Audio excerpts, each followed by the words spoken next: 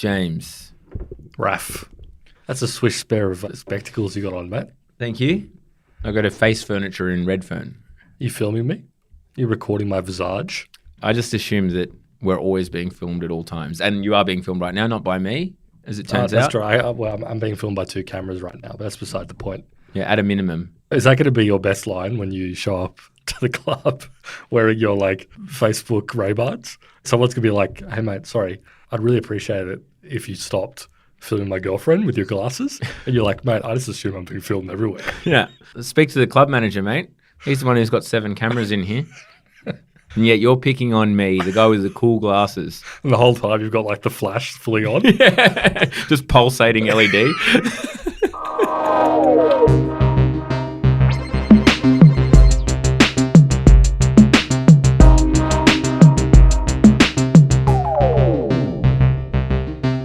Those in the Discord would know I'm a meta bull now.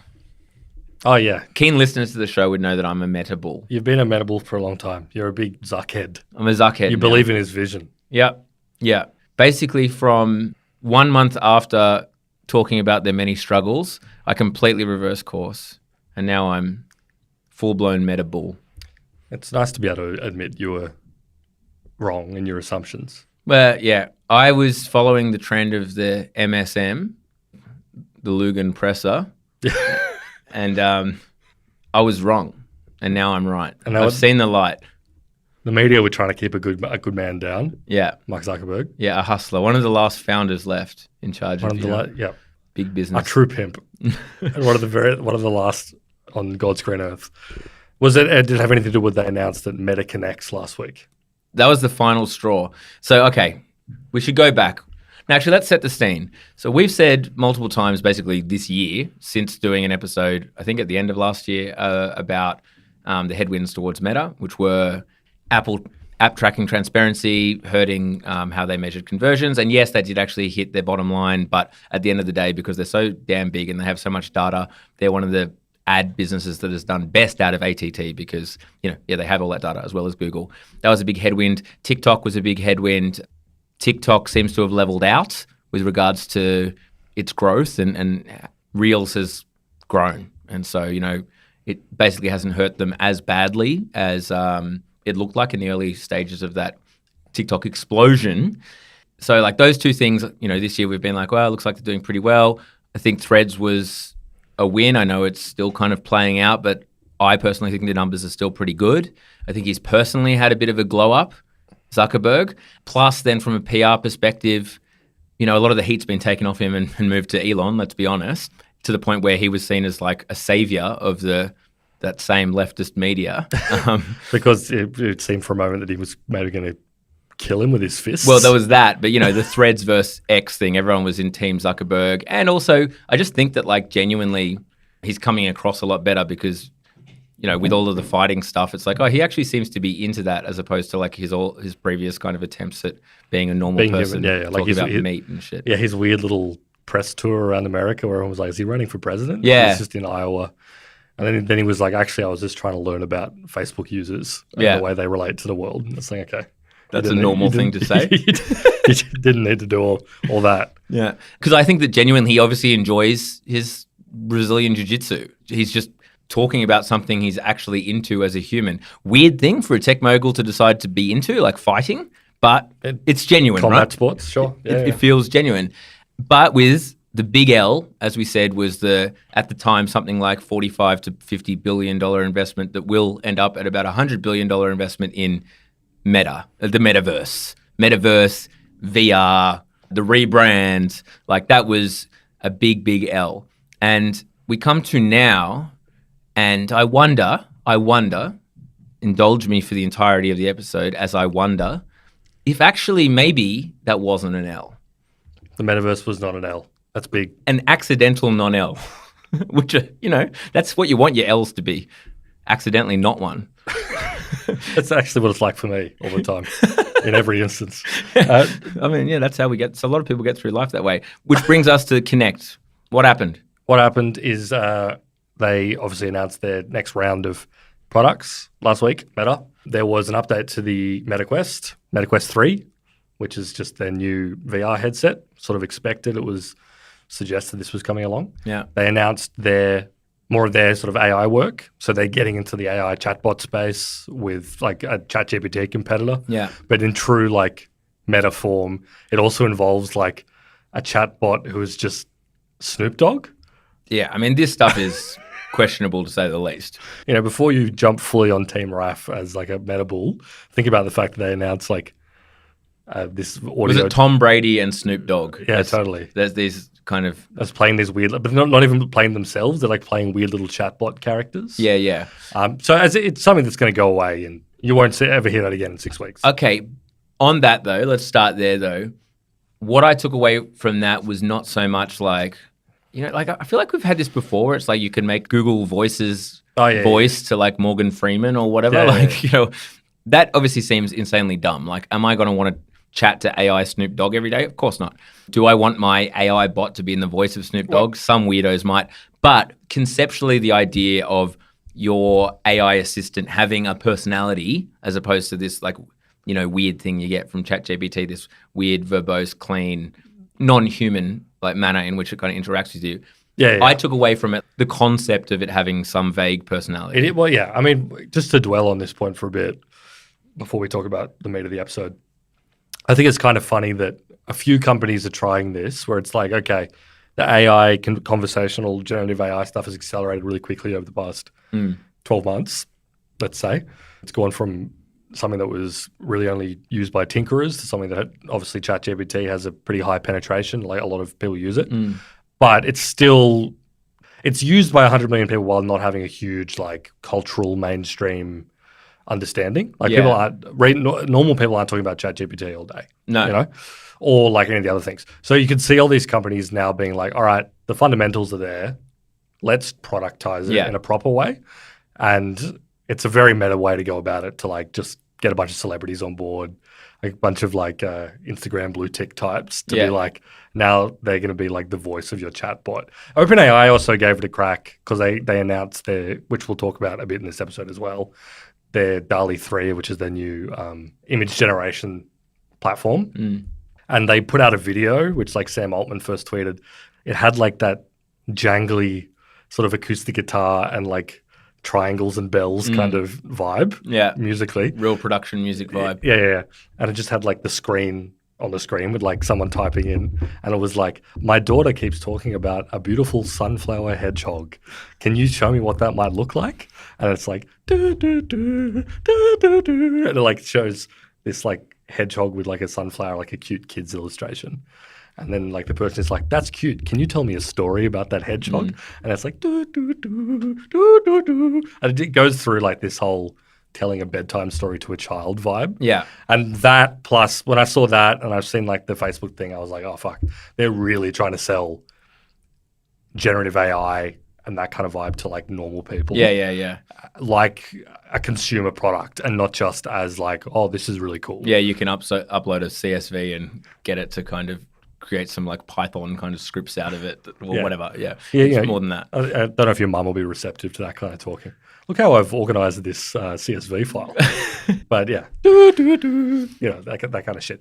But the other announcement, and there are a few other little bits and pieces there, is they have updated the Ray-Bans. Yeah. And in doing so, Mark Zuckerberg has kind of announced, newsflash, we've figured out what these are for. Yeah.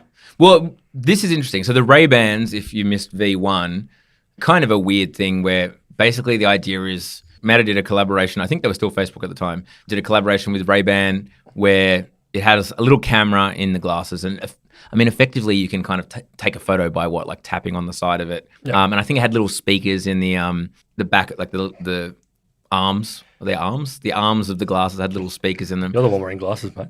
You're the expert. I don't have... Yeah, sure. And I mean, like, it's kind of unclear exactly what you would want that for. Same as like the Snap lenses, right? Like Snapchat released those lenses that you could take photos and videos of whatever you're looking at and immediately upload it to Snapchat. Why anyone would want that, completely unclear. And I mean, Zuckerberg said that, you know, they're releasing version 2. Ostensibly, the idea with version 2 originally, 6 months ago even, was more features. You could live stream it, and they showed videos of, I guess, what they were thinking. Like they had someone on a Formula One cars and motorbikes live streaming via these glasses. Which, sure, it's pretty cool, but I'm not going to live stream to start with. It's very rare that I'm going to live stream anything, let alone just be like, all right, I'm on the ski slopes. Like, who wants to tune in to see me go live and buy a pair of glasses in order to facilitate that? It's a highly niche audience. No one's going to do that. And Zuckerberg said himself, and I feel like this is where it gets interesting, is he was talking about the context of these kind of new advancements in technology. Obviously, Facebook, Meta have their own LLMs and AI division, all of it's open source. But in this world of being able to take a photo of something and have AI interpret it and then give commentary around it or instructions around it, in the OpenAI stuff, they showed taking a photo of some homework and the AI then completes all the homework. And the examples of someone taking a photo of something that's broken and the AI can give you instructions on kind of how to fix it as long as you're giving it the vision. You can do this right now. I don't think it's rolling out to ChatGPT Plus users, but if you go onto the Bing chatbot AI, you're going to download Microsoft Edge browser and sign up for the Microsoft Bing. You can do the thing right now where you upload your goofy looking hands in front of your bike's fucked gear and just be like, how do I fix this? And it will interpret that what you're looking at is is a bike and then give you instructions for it. So you can do it right now. Yeah, but obviously, as you described that, it's no one is really going to do that. I could see it being useful infrequently. There aren't that many situations where I'm going to stop, go, oh, you know what I should really do? I should take a photo of this and then send it to ChatGPT, and so that it can kind of interpret it and then give me instructions around it. Because, you got to get your phone out of your friggin' pocket, unlock it, find the app, take a photo, open, there's so many steps, upload it, and then type, what do I do here? Or give it the instructions and then read whatever the friggin' response is and interact via text, blah, blah, blah. It's a pain in the ass. You're not going to do that for regularly. It's got to be something very specific to that situation where also even taking a photo over texting is got to be a really weird situation. Maybe something's in a different language or whatever. You can already translate with, the Google app on your phone, etc. So kind of unclear. The other thing, though, that OpenAI announced at the same time as this taking photos was the conversations, voice conversations, with ChatGPT. From all accounts, it's pretty cool, still in very V1 stages, but this idea that, you hit a button, it's not just voice to texting, it's once you've pressed go, the conversation is on. The conversation is now open. Yeah. You say something to it, it responds to you, you reply to it, blah, blah, blah, blah, back and forth, back and forth, back and forth. Which from all accounts is far more compelling than text, as you can imagine. So what Zuckerberg said is basically, here are two new pieces of AI technology. One, taking photos of things and using the AI to kind of analyze and interpret it. Two, having voice conversations with AI. It turns out, rather than having to get your friggin' phone out every time and go through that rigmarole that I just talked about, having glasses on your head with a camera in them with speakers next to your ear and a microphone is pretty much, at this stage, the perfect device to do that with far less friction. This idea that I'm walking around, I see a sign in a different language, I hit a button on the side of my glasses and say, translate that, and it just spits it into my ears, rather than going through the bullshit. That, to me, is actually pretty compelling. And Zuckerberg openly admitted that he was it kind of just hit us that we had this product. It wasn't the plan. The plan from day one was having this ambient computing that I can interact with. It's viewing everything that I see, blah, blah, blah. It was literally we started this collaboration with Ray-Ban to kind of dick around in the hopes that in 20 years' time we'll have some kind of weird AR. But maybe AR doesn't necessarily have to be holograms in front of your eyes, at least in the near term. Yeah. Yeah, it makes sense. And this also comes in the context of, there was a news story of The Information last week that OpenAI are working with Jony Ive, the former Apple head of design, via his current consultancy, which is called Love From, to design a device for AI. In some capacity. What will that look like? What is the device for AI? How are you meant to interact with it? In much the same way as I was saying they were trying to productize it, they're trying to think about what's the physical device that we can have to that. So, it's kind of interesting because it now diverges a bit from what we were talking about months ago when we were talking about smartphones. The smartphone has found its apogee or whatever, where it's like, this is the form. Black rectangle on which you watch content, and there's a vestigial actual phone in there that you can call people on, but it's like your little internet rectangle. Yeah. With a big nasty camera attached to the back. That's the form we've settled on. And then we went to what's next? Could be goggles. So it could be like the Apple Vision Pro, spatial computing. Let's get into like that, watching shit in full VR, visuals, all that kind of thing. There's been a bunch of different things that we've been proposed as a success. So a lot of it's like this metaverse kind of thing. But now all of a sudden there's this sort of immediate hard pivot where it's like, oh, we've got these LLMs. Maybe the voice and voice assistant stuff that sort of trailed off into Siri and Alexa and was kind of fine for certain purposes, but functionally most people just use it to like set alarms and play songs. Yeah. Actually, maybe this, with the current like LLM setup, that in conjunction with some sort of device might be the thing that's happening in the near future. Yeah, I think that is key though, that, and we kind of talked about this, how my theory has always kind of been like your phone acts like kind of your personal server, and you have already all these satellite devices, be it watch, headphones, that I can't see like glasses being anywhere near powerful enough because they don't have the space to, be able to actually do any processing or anything at this stage. I mean, maybe if you can somehow have like some kind of digital SIM and blah, blah, blah, I could do it all on the cloud. But surely in the near term, they're just connecting to your phone. And well, as we discussed like previously, Apple's been updating the neural engine and blah, blah, blah. And Facebook would be able to, within their app, have like Llama running locally on your phone, this, that, and the other. Like I still see as the phone being a key in the long term, because like you just need the battery power and the processing power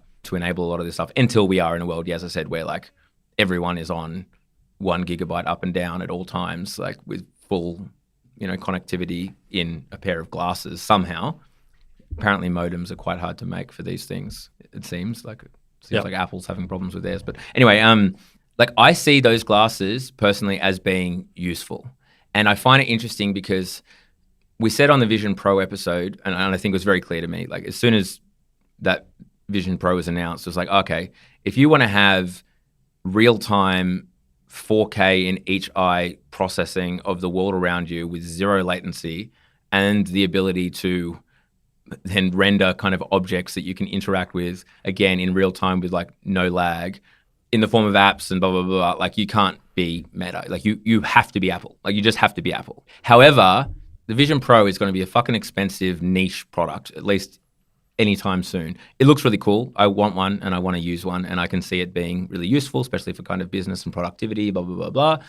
But as far as the consumer product is concerned, I can see the glasses being useful, and I can see over the next 5-10 years, more and more people realizing how useful they are to have that personal assistant or whatever really close to you at all times, having even more access. Like the reason that the smartphone and the internet was so cool is we had access to everything at our fingertips, which was a huge step change. Like that was a massive jump forward when you could just like answer questions like that, bang, without going home and opening a friggin' encyclopedia or just 8 people arguing over it endlessly because, their answer wasn't at their fingertips.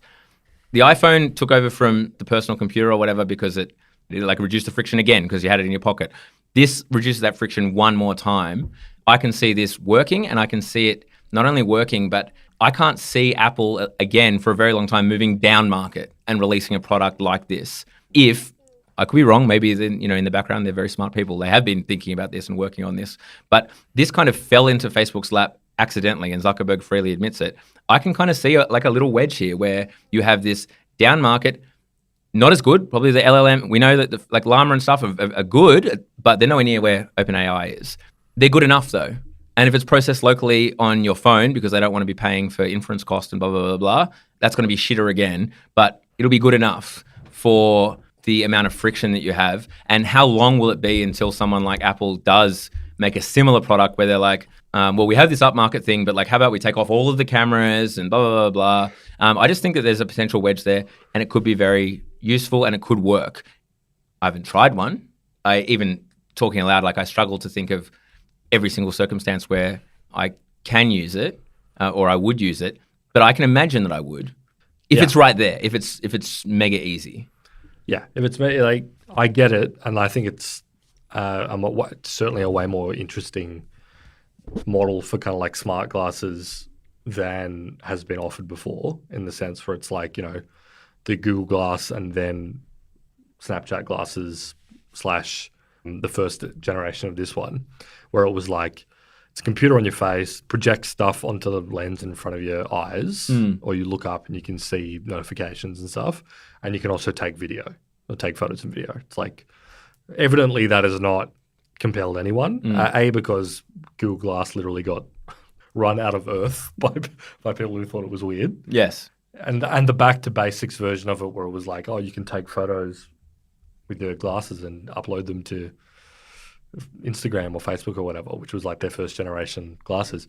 Obviously that didn't work because, apart from everyone kind of laughing at them when they were first released, literally never seen one in the wild or even heard of a single person talking about them. Yeah. And it was definitely telling when, as part of the announcement, Mark Zuckerberg was like, oh, users of like our Ray-Ban Meta glasses have taken millions of photos. Yeah. I was like, that's really not that many photos. It's not tens of millions. It's not hundreds of millions. So it's fewer than 10 million photos. Yeah, fewer than 10 million photos. If I don't know, you first get the glasses, you probably take 10 to 20 photos at least just to get the vibe for it. Well, I mean, I don't know how many photos I have on my iPhone, but I'd say it's north of 10,000. Oh, easily. Yeah. Like, so it doesn't take that many users to get to 9 million photos in that context. So like, and as you said, they were originally like, oh, we're just very clearly in the beginning, it was like a play to be like, let's slowly inaugurate people culturally into the idea of there's always people with like smart glasses walking around. Yeah. Which was the failing Google Glass. I don't know, never really done before. But now, they've pivoted into, oh shit, AI assistants are going to be a thing. What's the device to talk to them? Maybe it's just these glasses that we've got slapped on our face. They've got speakers wedged into it.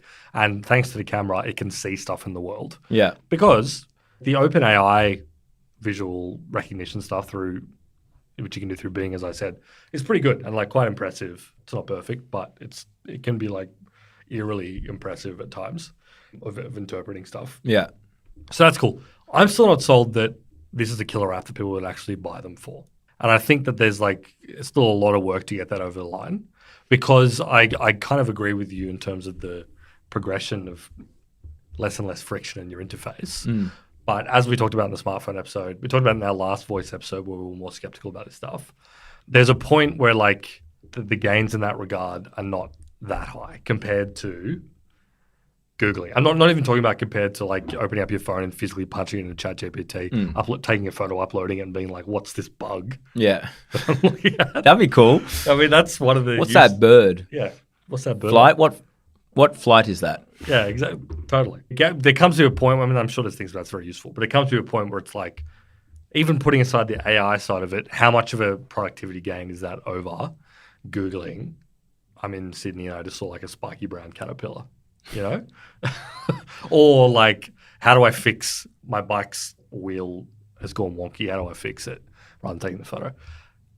Is it enough for a brand new device? Is it enough for a brand new device? Is it enough for people to pick it up? And I think one thing that Facebook definitely noticed and Meta clearly noticed was that one of the reasons the Google Glass failed was that it had zero cool factor. Oh, yeah. It had zero swag. Yeah. And I'm not saying that these current ones do have swag, but they've clearly tried. It's the classic Ray-Ban shape. It's a Ray-Ban shape. Exactly. Except, unfortunately, with an LED on the side, which is not... A camera enclosure and what have you. They're relatively subtle. Relatively slender. Yeah. They look fine. But the marketing campaign for it was fashion forward. They had like models. They handed it out to Instagrammers. They really wanted the vibe to be, these are cool to have. Yeah. So they clearly know that if you're going to have any sort of thing that's like a fashion accessory, it needs to be cool and you need to be like socially accepted for wearing it. Yeah. So they're trying that. I mean, the socially accepted thing is big, right? Because the elephant in the room is privacy. And it goes both ways. One, because I want to cop these. For the record, I want to cop them.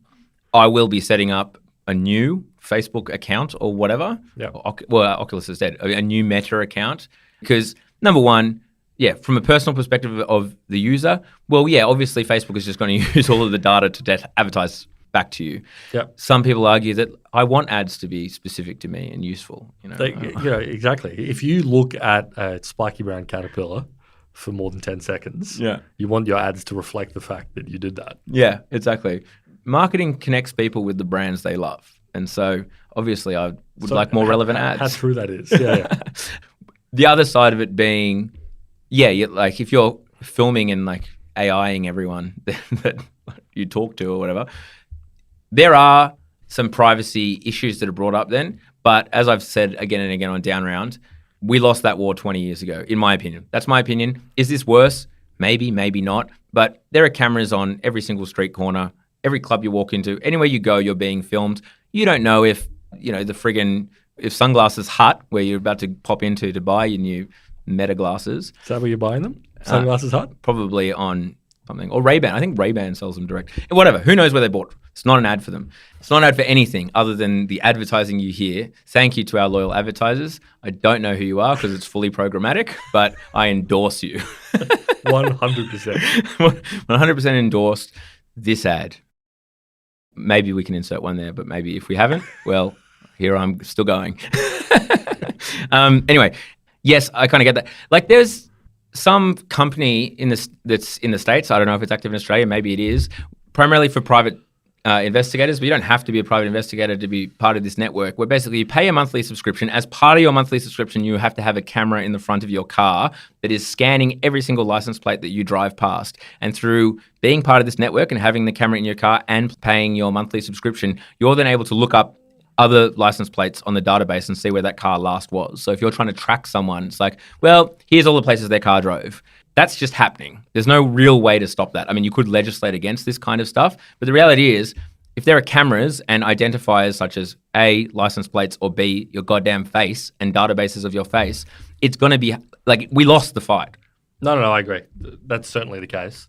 But one thing that I don't think really has anything to do about whether we've lost the fight or not, or whether privacy has any chance in hell in like the current world, is the fact that like the perception is still relatively important, and the perception for people like buying this stuff, I think Meta's got another 5 to 10 years to shake that, right? Like yeah, but things move fast. Again, as I've said before, 20 years ago, telling people that most people under the age of 25 are going to post 30 stories a day and have Find My on all the time and Snapchat with friends and post their location constantly, or parents are going to just constantly post photos of their kids on social network every single day, you'd be like, that sounds like an insane asylum. And guess what, folks?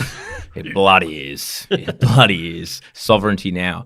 But no, I get it. It's just that I think the stink of it on Meta is particularly... I think that is played out by the fact that their last model clearly hasn't sold very well. Yeah, but that was a crap product. This is a different product. Like, I see this as a completely... If I were to buy these, which as I said right now, pretty keen. Sorry to everyone who I interact with or just walk past on a day-to-day basis who did not consent. You signed your consent by being born, unfortunately. There you go. Your parents did it for you. World. Yeah. It's called your DNA. Welcome to being a human. Yeah, I want them. I will not be using them for fucking live streaming, or posting to Facebook, which I don't do. Or I don't post to any Meta platforms. Oh, that's not true. Threads. I could be using it to upload some sweet threads. Oh, nice. Yeah. But, I'm not going to do that. But and that was the kind of weird thing about the presentation, because the first 5 minutes was like, oh, yeah, it turns out actually this is a really good way to interact with AI. And this, is the perfect device to interact with AI, with just kind of Zuckerberg kind of talking and giving some examples. And then it moved to like the slick presentation of like getting Formula One drivers to like live stream to Facebook. And it was very obvious, like, oh, okay, like, yeah, the intention of these was like slick. Here's the video. Wow, how sick. And they've literally just kind of stumbled into it. But it was up the top because I think it's really compelling. I think it is right device to be talking to your friggin' Snoop Dogg personal assistant. Hell yeah. I think. It scratches that itch. It's another fundamental human drive. We can add it to the list of down around things that make you human. Yeah. So, I mean, the list is growing. There's like, you vibe on a drum circle. Like, just people just want to vibe. Yeah. People want to vibe. Yeah. If there's a closed door, someone wants to see what's behind it. Yep. Let number go up. We like to see number go up. Number go up. And then the fourth one is that we like, what's that? Just feel like finding out what something is. Yeah. Find out what something is or what's going on. Yeah. What's that about? What's that? What's that? What's that thing? It's been the key driver for human Well, civilization. for human civilization, exactly. People saw a hill and they were like, Well, exactly. People fuck's were that? one day, they were up a tree and then they saw the savannah and said, I wonder what's over the other side of that. Maybe this actually does fit into the what's behind the locked door. Maybe these are the same impulse that I'm over. My taxonomy is off. Yeah. One day, a man woke up in a cave, or a woman, and peered out and saw a mountain. And said, "I wonder what's behind that mountain." Yep. And then when he crossed it, he sat down and he told the story with a flickering flame and shadows dancing on the walls as he interpreted it. Passed it on, and a lot of people sat in a ring around him and just zoned. Yep. Vibed out. Now imagine that guy and everyone around him wearing a pair of Facebook Ray-Ban glasses, and you've got I don't know, that's utopia to me. No, but I'm still remain unconvinced that at least I think it's a compelling pitch in the sense that I think there's something there. A device, whether it's glasses or whether it's the thing like that other company tried to do with the lapel fucking thing. I don't know if it's necessarily that, but or whatever Jony Ive is trying to come up with OpenAI. It seems like there's going to be a frontier of stuff where it's it can see things through a camera.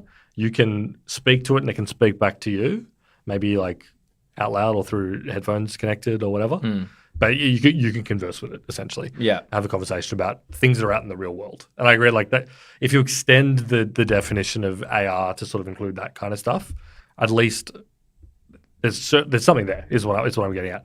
I'm not convinced that in the current form as we've sort of just described it, is it something that people are going to buy right now or be interested in buying right now, apart from yourself potentially. I just don't think that the average person is going to find that much benefit from it. It has cool factor. So the tech guys the ones that buy everything are going to buy it. Well, yeah. Yeah, well, I didn't want to say that you're in that group, but you are in that group. It makes me think how do you sell that to the average person? I think it's one of those things that just is time, right? There is some friggin' chart about early adopters, second gen, and then classic chart. You reach an orbital status, and then the normies get it, and as it dies off, the early adopters hate it. But that's when you're at your absolute peak, when your grandma is on it, and that's why everyone left Facebook, because when your grandparents got on it, or your parents. On the Jony Ive thing, I will say I'm bearish on that. Don't get me wrong, he's made some mad products. I actually just sold my M1 MacBook Air, the first MacBook Air with the M series, and that was the last device designed by Jony Ives. That's a mad machine. I'm sorry to see that go. In some ways, I wanted to keep it just to hold on to it, but I couldn't justify it because I hadn't opened it in a year and a half. The last MacBook designed by Jony Ives with an M1 in it. Wow. Damn. But point being, and $1 billion from SoftBank is the number that's been thrown around. The reason I'm bearish on it is because as we said at the top, Meta's already spent $50 billion. They want to spend another $50 billion on so-called metaverse. But that said, if this product works and people are into it, you can bet that the definition of metaverse will kind of pivot into, AR ambient computing, and they throw all their money at this. But we're talking about $100 billion being thrown at something. Starting a new consumer device business, and it seems crazy to say it, but $1 billion isn't enough. As we've discussed before, how many successful hardware businesses are there? There's just not that many. No, there's not that many. Apple, then basically Elon's companies like SpaceX and Tesla are basically the only other ones that are huge, and you need to be able to throw $50 billion at something like this. I think it's interesting though whether you can convert, in both cases, OpenAI, and keeping in mind that this was just something the information reported on.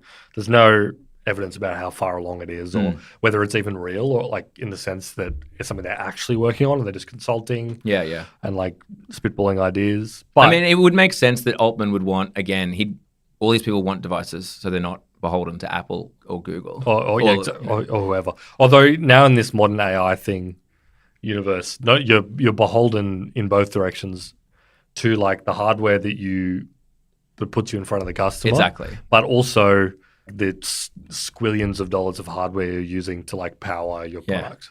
Because as has been said a million times, the server costs and the processing costs of inference and training these models is obviously absurdly high. So you're squeezed on both ends there. But assuming that it's real and something they're actually actively pursuing, in both cases, it's OpenAI and Meta trying to convert or turn software platform into like locking it in with something hardware, right? Yeah. That's what they're trying to do in both cases. Yeah, and I mean, there's rumors about Humane device, which has been knocking about as a rumor for ages in close conversations with Anthropic in like the same way. I mean, yeah, it's certainly it's interesting to see them this early in the game, all of them be like, all right, well, we've got something that's obviously great and everyone's super into it, and we've got momentum. Obviously, the momentum's probably not as strong as it was when ChatGPT first exploded, but it's still chugging along really well. How do we like lock that down? Especially that it's like open source AI from all different providers is getting really, really big. And also, it's a kind of an interesting point to note that as an example of this is that, you know, for a minute it looked like Midjourney was the absolute bee's knees of generative AI, and they were like the one that was surprising people. And you had like the Pope in the puffer jacket, swagged out Pope. Swagged that was out. a pivotal moment. Swagged out Pope people, yeah. And the Balenciaga jacket, exactly. In 500 years, when Earth is just like a smoking slag heap, because the people in the ruins will remember swagged out Pope as the day it went to shit. But now DALL-E 3's come out, or it's on the way out, at least it's being rolled out. Seems a lot more sophisticated on taking instructions and developing complex images. Like this stuff, like people go ahead and fall behind. Even though OpenAI has received $1 squillion of funding, it's still relatively fluid, right? Yeah. Stuff's happening everywhere. So you can see why they're like, we need to like lock this shit down and have like a hardware platform that we can get in front of 100 million people, 1 billion people, so they don't just move to bounce around between whatever the coolest AI thing is right now, which is currently what's sort of happening. Oh, totally. I mean, there is want to move as quickly as possible, and you see it with OpenAI having like, you know, you input telling it about yourself and, you know, a bunch of parameters that you want it to use every time. Like, again, same with the character thing where you are somewhat locked into one of these models and can't just jump around. The main moat they have is the unbelievable amount of money it takes to get this stuff off the ground. Yes. But potentially open source models make it easier to like build stuff that's not as reliant on that stuff. But anyway, who knows? Who knows indeed. I'm buying the glasses. I just need to choose which frame. When do they come out? Well, the other thing is they're coming out soon, but the visual upload is down the track thing, which is so annoying. You know, it's like that's not coming out with the glasses. The smart thing to do would probably be wait until that feature is enabled to actually see if it's any good, but they might not be available then. So sometimes you just got to dive in, you know, dive in face first. Snoop Dogg, should I buy the glasses?